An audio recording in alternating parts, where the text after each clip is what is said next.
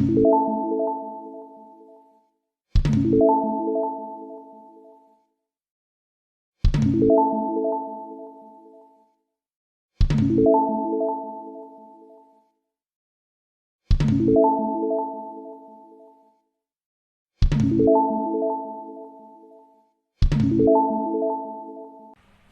आज हम लोग पढ़ने वाले हैं पाइवोट टेबल। जैसे कि हम लोग जानते हैं पाइवोट टेबल बहुत इंपॉर्टेंट होता है। पाइवोट टेबल में हम बहुत सारे डेटा से कुछ रिपोर्ट्स को अलग कर सकते हैं, देख सकते हैं, यानी कि उस सारे डेटा को कई तरह से एनालाइज किया जा सकता है।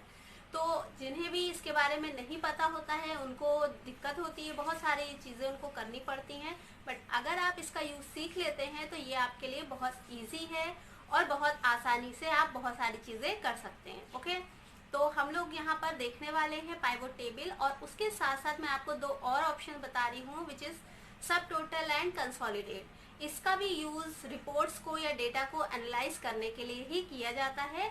तो हम पाइवोट टेबल के साथ इन दोनों का भी यूज़ देखेंगे। तो लास्ट तक रहिएगा हमारी वीडियो में, जिससे आपको ये सारी चीज़ें अच्छे से समझ में आ जाए। और हेलो फ्रेंड्स, मैं हूँ उस्मा, आपकी कंप्यूटर ट्रेनर, और आप देख रहे हैं CKC, that is computer knowledge centre where your dreams come true। तो जैसे कि आप लोग जानते हैं यहाँ पर हम लोग O लेवल का कोर्स पढ़ रहे हैं, और इसमें फर्स्ट पेपर लगभग हमारा कंप्लीट हो गया है, और आगे का पेपर भी मैं इसमें स्टार्ट करने वाली हूँ। जैसे कि आप लोग जानते हैं कि अब जो पेपर होंगे वो जैन 2021 में ही होंगे, और जो सी लैंग्वेज के स्टूडेंट्स हैं उनके पास भी टाइम है। तो मैं सी की भी वीडियोस बनाऊंगी और आपके सेकंड पेपर पर भी बनाऊंगी। और अगर आप चाहते हैं कि आप बिल्कुल फ्री ऑफ कॉस्ट इस कोर्स को पढ़ पाएँ तो उसके लिए आप हमारे चैनल को सब्सक्राइब कर लीजिए, जिससे आगे आने वाली नोटिफिकेशंस आपको मिलती रहें, और चैनल को लाइक एंड शेयर करिए। Okay, thank you. तो दोस्तों, आज हम यहाँ पर पढ़ने जा रहे हैं पाइवोट टेबल। पाइवोट टेबल के लिए मैंने यहाँ पर ये डेटा तैयार किया है। इसमें यहाँ पर लिखे हुए हैं नेम्स, और यहाँ पर है मंथ्स, और यहाँ पर है माउस, मॉनिटर, प्रिंटर, इनकी सेल्स। ओके, यानी कि 3 मंथ्स का ये डेटा है, और 3 मंथ्स में जिसने जिसने भी माउस, कंप्यूटर, मॉनिटर, प्रिंटर ये सब ख़रीदे हैं उनका सेल यहाँ पर लिखी हुई है कि कितनी सेल हुई है। तो अगर हम इसका निचोड़ चाहते हैं, हम ये चाहते हैं कि इसकी हमें सारी चीज़ें दिख जाएं, यानी कि जनवरी में माउस टोटल कितने सेल हुए, फेब में कितने सेल हुए, या मार्च में कितने सेल हुए, या फिर इसी तरह से मॉनिटर और प्रिंटर का भी हम चाहते हैं, या फिर हम चाहते हैं कि रवि ने टोटल कितनी सेल की है, या फिर सुमित ने कितनी सेल की है। तो इस तरह की चीज़ें जानने के लिए पाइवोट टेबल एक बहुत इजी और आसान तरीका है। बहुत से लोगों को इसके बारे में कुछ भी मालूम नहीं होता है, जिसकी वजह से वो बहुत कुछ मिस कर जाते हैं और बहुत आसान काम को बहुत मुश्किल तरह से करते हैं। पर यहाँ पर हम आपको बहुत इजी तरीका बताएंगे, और उसको करने के बाद आप काफ़ी कुछ कर पाओगे। ओके, तो करना क्या है, हमें इस तरह से डेटा तैयार कर लेना है। यहाँ पर हमने नेम एक साथ लिखे हैं। अगर आप मंथ्स एक साथ लिखना चाहें तो आप वो भी कर सकते हैं। मैं यहाँ पर मंथ्स को अगर सॉर्ट कर दूँ तो ये मंथ्स एक साथ इस तरह से आ जाएंगे, ठीक है। और अगर मैं नेम को सॉर्ट कर दूं तो नेम इस तरह से आ जाएंगे। दोनों में से अगर आप किसी भी तरह से डेटा रखेंगे तो कोई इफेक्ट नहीं पड़ने वाला है। ओके, मैंने 30 वैसे तो नॉर्मली 3 मंथ्स का बनाया है, पर इसमें एक एक्स्ट्रा भी डाला है अप्रैल का, यानी आपको ये कंफर्म हो जाए कि आप कहीं कैसा भी डेटा लेंगे। 3 मंथ्स का है, 6 मंथ्स का, 3 मंथ्स का क्वार्टरली रिपोर्ट बनेगी, 6 मंथ्स का हाफ ईयरली रिपोर्ट होगी, और 1 ईयर का होगा तो एनुअल रिपोर्ट होगी। उसके अलावा हम 1 ईयर, 2 ईयर, 3 ईयर का भी एक साथ डाल सकते हैं। इसको करने से फ़ायदा ये होगा कि जैसे कि हम ये जानना चाहते हैं कि हमारी फरवरी की सेल कितनी थी, किस प्रोडक्ट की कितनी सेल थी, तो हम मार्च में उसके हिसाब से अपना स्टॉक मेंटेन करके रखेंगे। ओके, तो इस तरह की चीज़ों के लिए हम इसका यूज़ करेंगे। तो पहले हमें सबसे पहले क्या करना है, इस तरह का डेटा तैयार करना, और फिर इसी डेटा में कहीं पर कर्सर रखना है। इस डेटा के बाहर नहीं रखना है, इस डेटा के अंदर कहीं पे भी हम रख सकते हैं। और उसके बाद हम जाएंगे इंसर्ट में। इंसर्ट में ऑप्शन है आपका पाइवोट टेबल। पाइवोट टेबल पे क्लिक करेंगे तो ये हमें दिखाई देगी स्क्रीन। ओके, तो इस स्क्रीन में हमें यहाँ पर दिख रहा है टेबल रेंज। टेबल रेंज तो ऑटोमेटिक जितने में आपकी टेबल बनी होगी उसको सेलेक्ट कर लेगा ये। उसके बाद लिखा है न्यू वर्कशीट। न्यू वर्कशीट यानी कि आप जो पाइवट टेबल चाहते हैं वो एक न्यू शीट पर आपको दिखाई दे, या फिर अगर आप उस पर नहीं चाहते हैं, एग्जिस्टिंग वर्कशीट पर चाहते हैं, यानी कि जहाँ पर हम हैं इस टाइम वहाँ पर चाहते हैं, तो आप लोकेशन पे क्लिक करके यहाँ पे कोई भी स्पेस किसी जगह पर दे सकते हैं। उसके बाद ओके कर देंगे तो यहाँ पर ये इस तरह से ओपन हो जाएगा। ओके, अब यहाँ पर एक देखने वाली बात ये है कि ये अभी ब्लैंक है बिल्कुल। ओके, उसके बाद यहाँ पर ये ओपन हुआ है पाइवट टेबल फील्ड लिस्ट। ठीक है, अगर हम बाहर की तरफ क्लिक कर देंगे तो ये पाइवट टेबल फील्ड लिस्ट का ऑप्शन हट जाएगा। फिर अगर हम इसी एरिया पर क्लिक करेंगे तो ये आ जाएगा। ओके, इस चीज़ का ध्यान रखेंगे हम।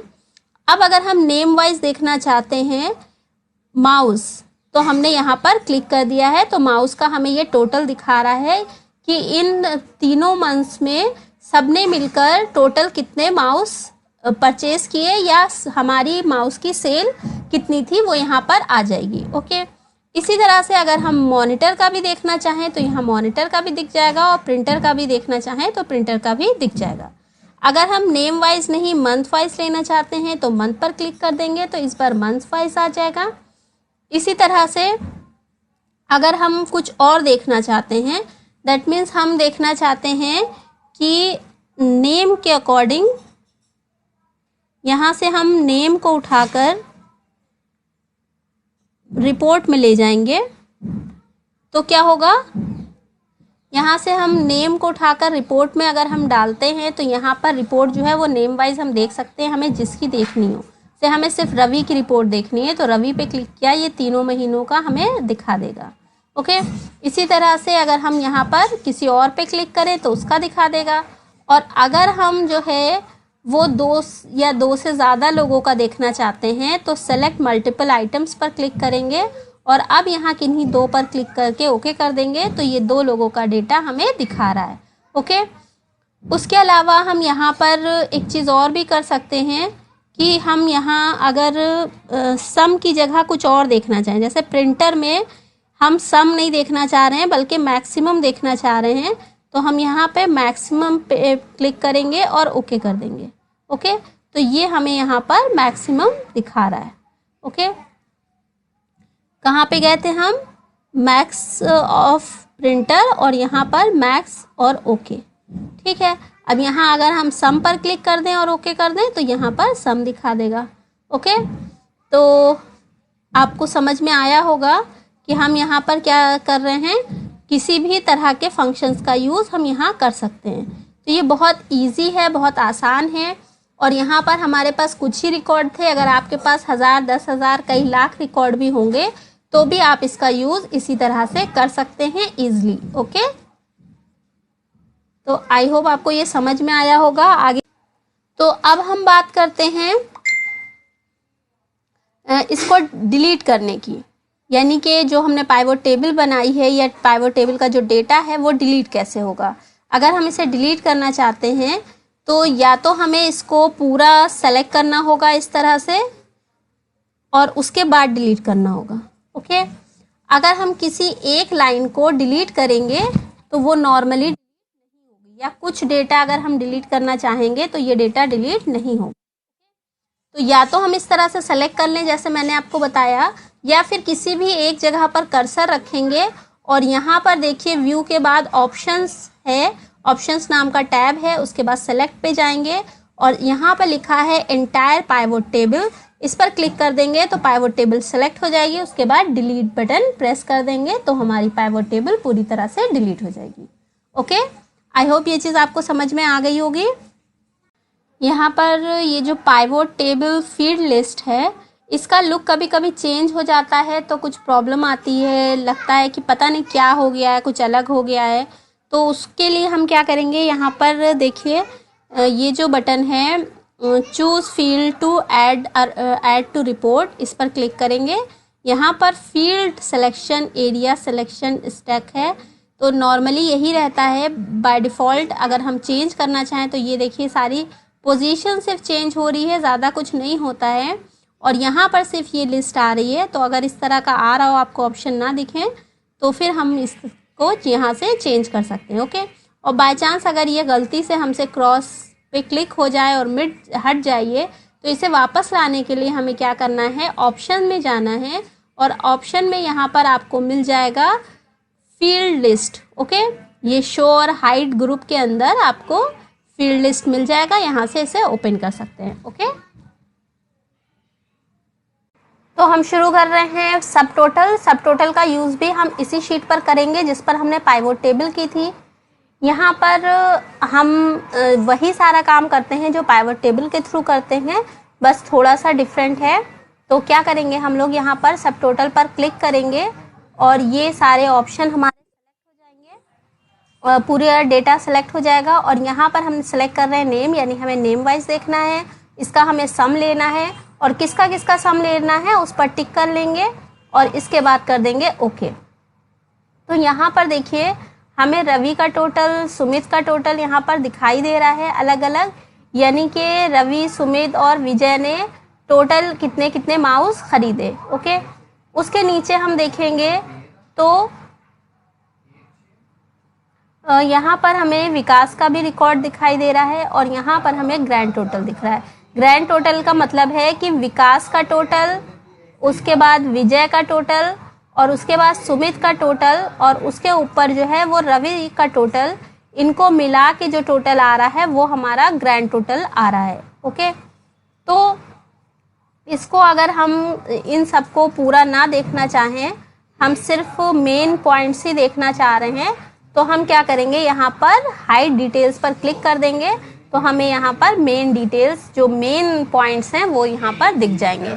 और फिर से अगर हम हाइड डिटेल पे क्लिक करेंगे तो सिर्फ ग्रैंड टोटल दिख जाएगा और फिर से शो डिटेल्स पर क्लिक करेंगे तो ये हमारी सारी डिटेल्स जो हैं वो शो हो जाएंगी। या फिर हम यहाँ पर माइनस प्लस पे भी क्लिक कर सकते हैं जिससे ये डेटा जो है वो हमारा अरेंज हो जाए और हम सब कुछ देख पाएँ। ओके, अब अगर हमें कभी लगता है ऐसा कि हमें ये जैसी शीट थी वैसे ही चाहिए या इस पर हमें सब टोटल हटाना है, तो हम क्या करेंगे, सब टोटल ऑप्शन पर ही जाएंगे और यहाँ पर क्लिक कर देंगे रिमूव ऑल और रिमूव ऑल पे क्लिक करते ही ये सारा डेटा यहाँ से नॉर्मल हो जाएगा जैसे पहले था। ओके, तो आई होप ये चीज़ आपको समझ में आ गई होगी। तो नेक्स्ट हम देखते हैं कंसोलिडेट। कंसोलिडेट में भी हम यही करते हैं, बस थोड़ा सा डिफरेंस है उसमें।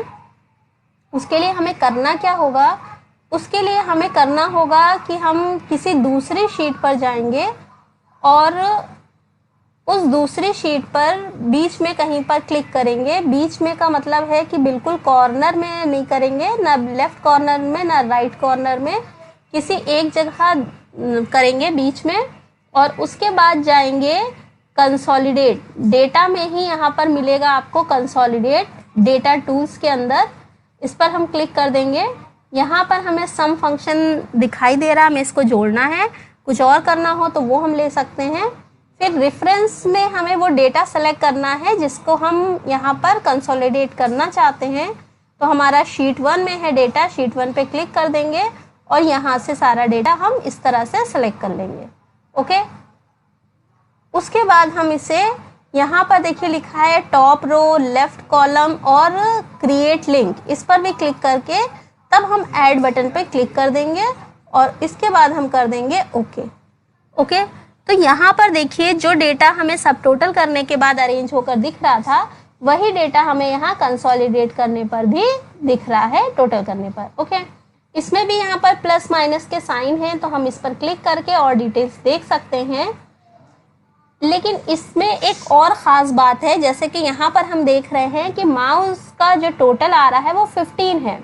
ओके, अब हम ये शीट 1 में जाकर माउस में 15 है तो यहाँ पर हम कर देते हैं 25।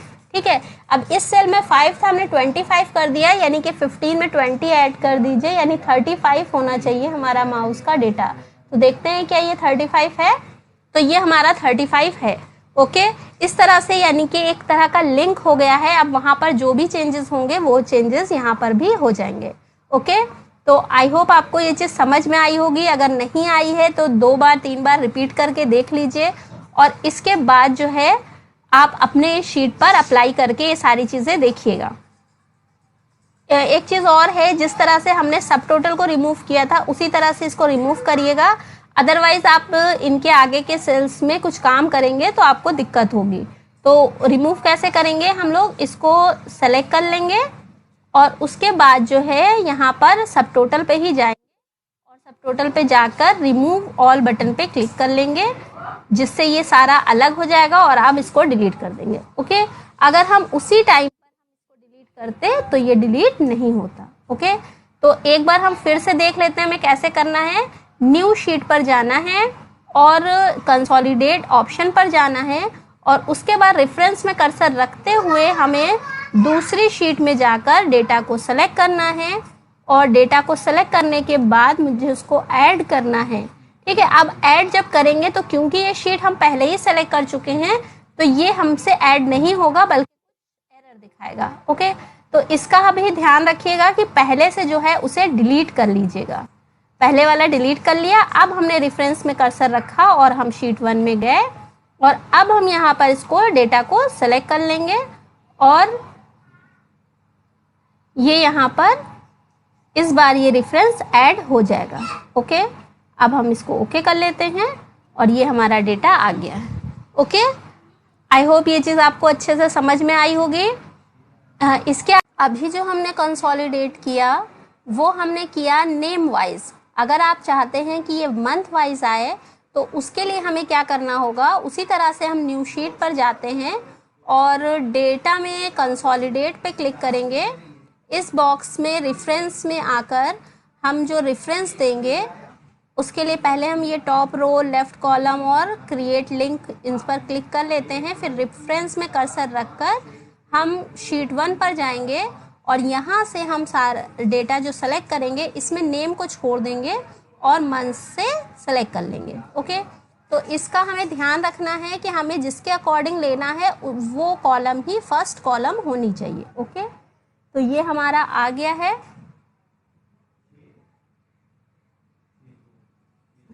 ओके, तो ये हमारा मंथ वाइज आ गया है डेटा, देखिए। ठीक है, फेब में इतना है, जैन में इतना है, मार्च में इतना है और अप्रैल में इतना है। ओके।